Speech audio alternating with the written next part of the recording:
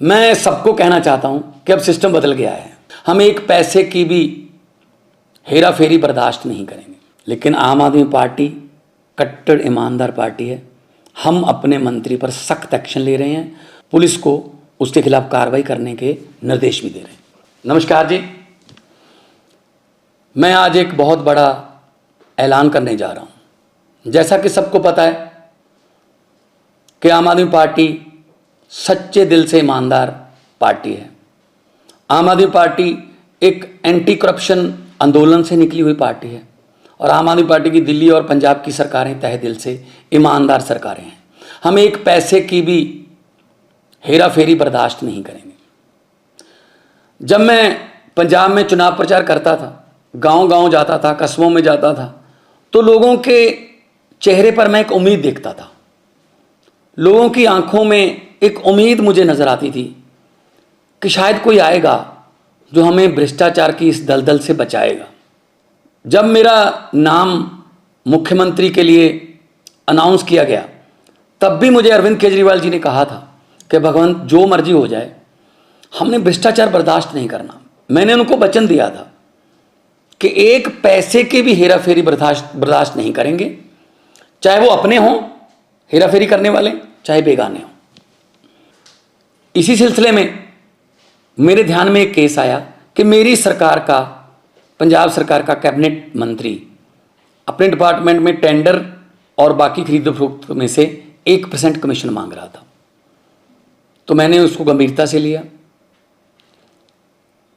ये मामला सिर्फ मेरे पास ही है, मीडिया के पास इसकी कोई जानकारी नहीं है, विरोधियों के पास इसकी कोई जानकारी नहीं है। मैं चाहता तो इसको दबा सकता था।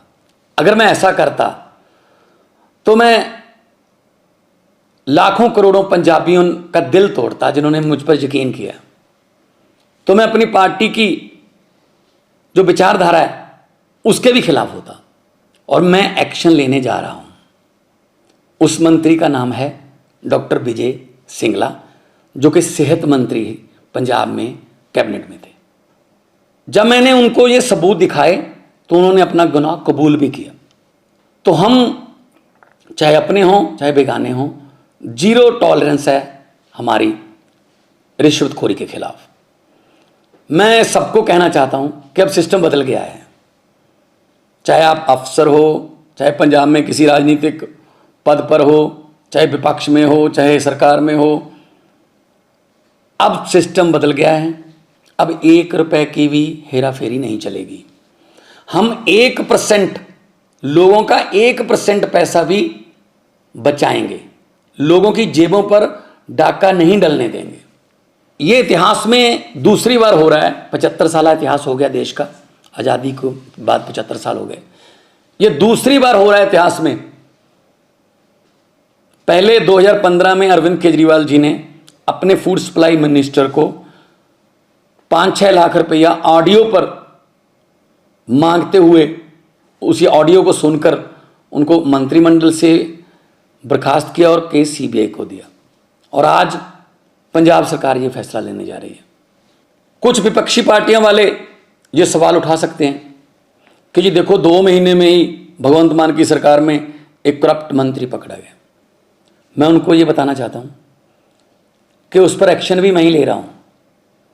इससे पहले कई मुख्यमंत्रियों ने ये कबूल किया था कि मेरे मंत्रिमंडल में बहुत से मंत्री जो हैं माफिया से जुड़े हुए हैं और करप्शन करते हैं, लेकिन उन्होंने कोई एक्शन नहीं लिया।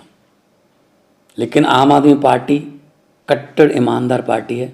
हम अपने मंत्री पर सख्त एक्शन ले रहे हैं और पुलिस का मामला भी, पुलिस को उसके खिलाफ कार्रवाई करने के निर्देश भी दे रहे हैं। बहुत से लोग ऐसे हैं जिनके दिल में, जिनके दिमाग में ये धारणा है कि ये करप्शन का ताना बाना बहुत बड़ा है, ये टूट नहीं पाएगा, ये करप्शन ऐसी चलती रहेगी।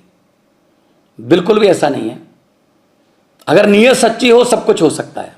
अरविंद केजरीवाल जैसे भारत मां के सपूत हों, जिन्होंने पार्टी ही एंटी करप्शन मूवमेंट से निकलकर बनाई, और उनके साथ मेरे जैसे हजारों वतनप्रस्त सिपाही हों, तो ये देश बदल सकता है।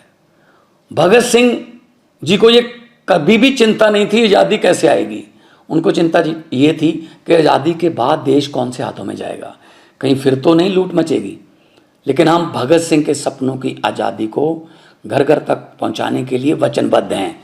इसी सिलसिले में हमने ये एक्शन लिया है।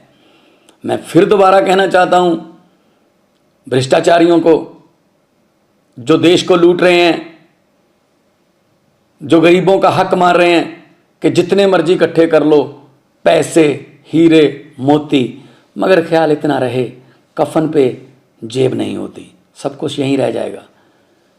तो करप्शन फ्री कंट्री बनाना अरविंद केजरीवाल जी का सपना है और देश को आगे बढ़ाना उनके सभी हजारों लाखों की गिनती में सिपाहियों का सपना है। इनकलाब जिंदाबाद।